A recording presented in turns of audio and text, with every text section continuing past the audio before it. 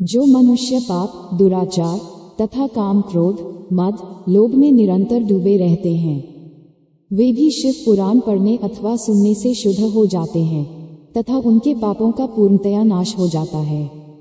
इस विषय में मैं तुम्हें एक कथा सुनाती हूँ। बहुत पहले की बात है। किरातों के नगर में देवराज नाम का एक ब्राह्मण रहता था।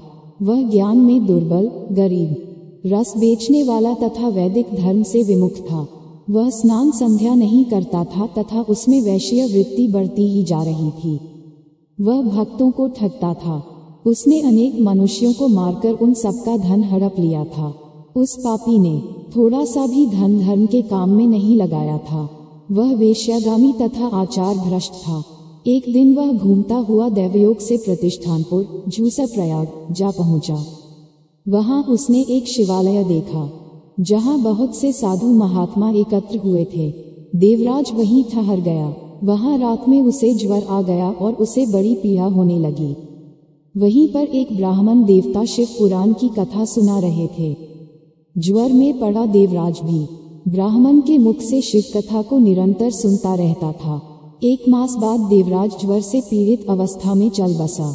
यमराज के दूत उसे बांधकर यमपुरी ले गए। तभी वहां शिवलोक से भगवान शिव के पार्षदगण आ गए।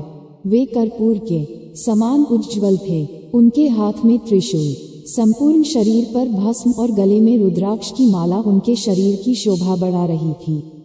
उन्होंने यमराज के दूतों को मार पीट कर देवराज को यमदूतों के चंगुल से छुड़ा लिया और वे उसे अपने अद्भुत विमान में बिठाकर जब कैलाश पर्वत पर ले जाने लगे तो यमपुरी में कोलाहल मच गया, जिसे सुनकर यमराज अपने भवन से बाहर आए।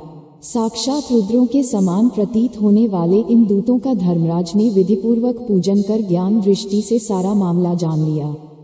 उन्होंने भय के कारण भगवान शिव के दूतों से कोई बात नहीं पूछी। तत्पश्चात शिवदूत देवराज को लेकर कैलाश चले गए और वहां पहुंचकर उन्होंने ब्राह्मण को करुणावतार भगवान शिव के हाथों में सौंप दिया।